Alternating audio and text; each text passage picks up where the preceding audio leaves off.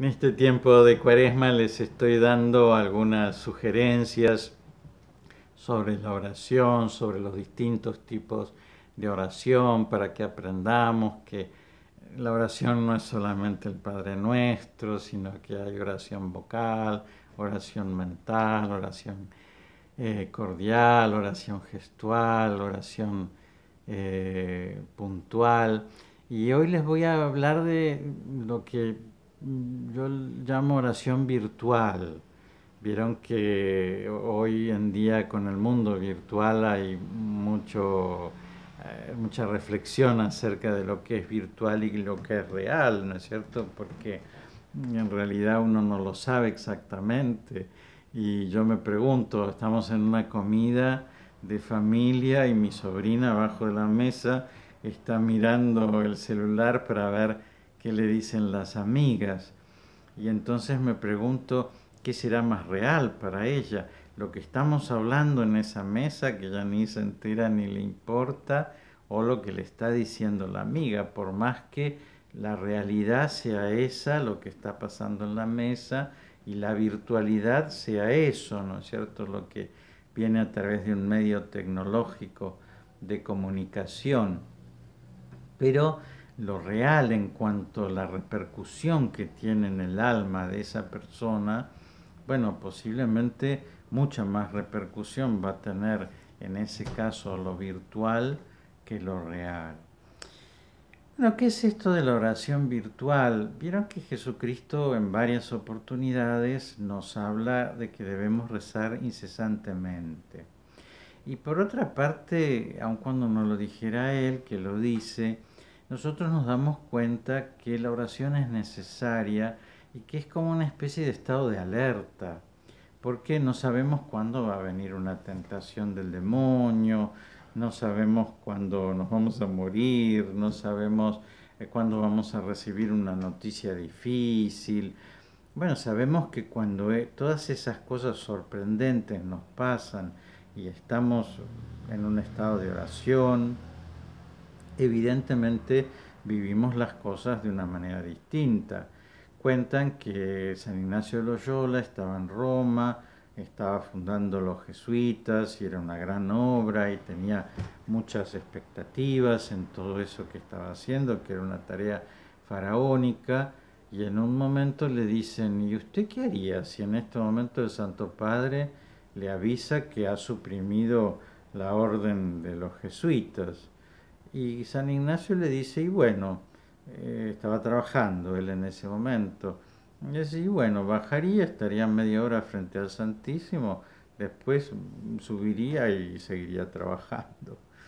Es decir, sí, ¿no? Todas esas sorpresas cuando nos llegan en la oración se viven de una manera distinta, y yo les recomiendo cuando les pase algo difícil, les avisan que tienen una enfermedad o que alguien que ustedes aman tiene una enfermedad, los echan del trabajo, se enteran de una cosa espantosa de alguien que ustedes quieren. Bueno, todas esas circunstancias que nos desequilibran. Antes de actuar, ustedes vayan a rezar, o aunque sea tengan un minutito para cerrar los ojos y para ponerse en conexión con Dios, van a ver que van a actuar de una manera completamente distinta que si se dejan llevar por ese primer movimiento, que puede ser de enfado, de negación, de lo que fuera, ¿no? Entonces, ¿qué es la oración virtual? Es como un telón de fondo de nuestra vida, que estemos cocinando, que estemos trabajando, que estemos viajando, que estemos vistiendo, que estemos haciendo cualquier cosa, pero que haya un telón de fondo que sea la oración. De tal manera que basta cerrar los ojos o ni cerrarlos para entrar en ese contacto, porque está acá, no está lejos, en la iglesia el domingo pasado cuando leyeron el Evangelio, ¿no? Sino que es algo que está siempre presente. Por eso digo virtualmente, porque estamos cocinando o porque estamos hablando con una persona, pero virtualmente, como un telón de fondo, está presente ese diálogo con Dios. Y eso lo logran muchas almas que uno conoce que llevan una vida de oración profunda, mantienen una oración con Dios, una comunicación con Dios de manera permanente. Es decir, no tienen que ponerse a rezar para rezar, ¿no? Sino que están siempre, siempre en comunicación con Dios. Y ya les digo, estas cosas de la vida que pueden llegar a sorprenderlos, a ellos no los sorprende, porque inmediatamente están como preguntándole, Jesús, ¿qué tengo que hacer? Están escuchando eso que...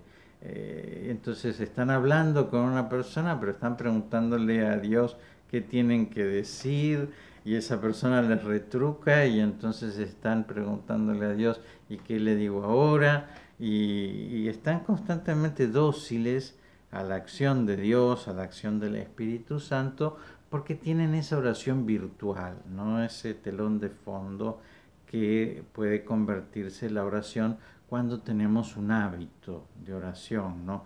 Un hábito es una condición estable, difícilmente removible, ¿no? Es algo permanente que no cambia tan fácilmente. Y entonces cuando tenemos el hábito de la oración es como que va llenando todo en la vida y va haciéndose como algo que, no sé, se cae un árbol y decimos, ay Dios mío, se cayó el árbol, ¿no es cierto? No es que pensamos en el árbol que se cayó antes de pensar en Dios, ¿no es cierto? De decirle a Él, de pedirle las fuerzas, de pedirle y qué tengo que hacer, ¿no es cierto?, frente a este árbol que se cayó. Bueno, eso ya les digo, es algo que se produce, los hábitos como se producen, por la repetición de los actos. Entonces, uno no sabía andar en bicicleta. Bueno, un día anduvo, otro día anduvo, otro día anduvo, y de repente tiene el hábito, la facilidad para andar en bicicleta, un idioma, ¿no? Uno no lo sabe hablar, bueno, lo aprendió, lo habló, o fue a ese lugar, vivió un día, vivió otro día, o escuchó una película, escuchó otra película en ese idioma, y bueno, de repente se hace algo que entendemos, que quiere decir tal cosa, porque se hizo una condición estable. En la oración pasa lo mismo, cuando nosotros crecemos en la oración, esa presencia de Dios se hace con natural, ¿no? Así como está las cosas que nos rodean, y acá hay un sillón, y acá hay una biblioteca, y allá hay un cuadro. Bueno, también acá está Jesús, está conmigo, lo tengo presente, eh, recurro a Él, sé que está en mi alma. ¿Se acuerdan que el que me ama cumplirá mis palabras? Dice en la última cena Jesús, y vendremos a Él y habitaremos en Él. Y utiliza el plural para decir eso, ¿no?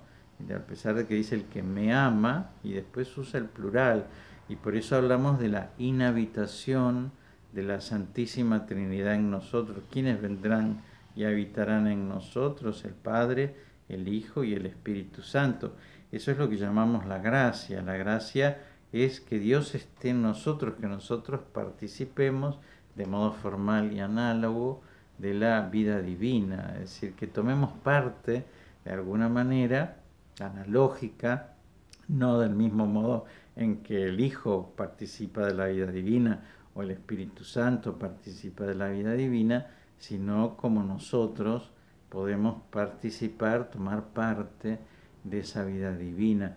Y entonces uno puede vivir sin darse cuenta que Dios está presente, que habla, que actúa, porque la vida no es una medallita, ¿no es cierto?, un pedazo de metal que no produce nada, sino que es algo que está en constante movimiento, en constante acción.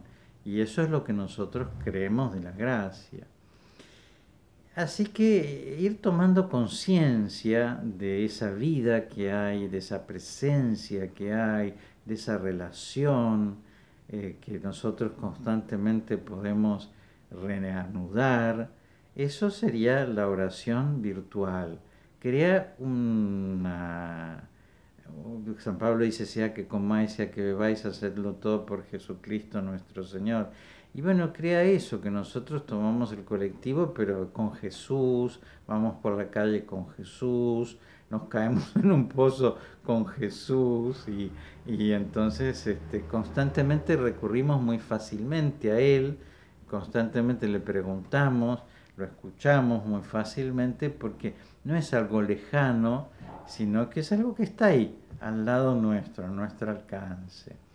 Por eso, evidentemente en esto no hay como un tip para darle de cómo podemos hacer para tener una oración virtual, porque en realidad la oración virtual es algo que se logra a través de los otros tipos de oraciones y entonces eso va produciendo que siempre estemos en oración, ¿no?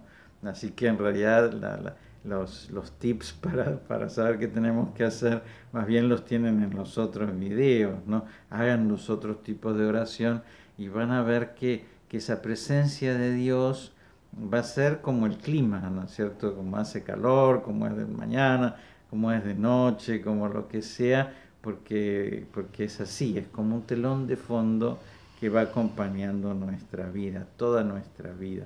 Piensen qué importante, ¿no? Es decir, en el momento de nuestra muerte, que no sintamos que estamos solos ni saltando al vacío, sino que estamos ahí, ¿no es cierto? En ese último momento tan solemne en que esta vida va a terminar y vamos a estrecharnos en ese encuentro magnífico con Dios para siempre, ¿no?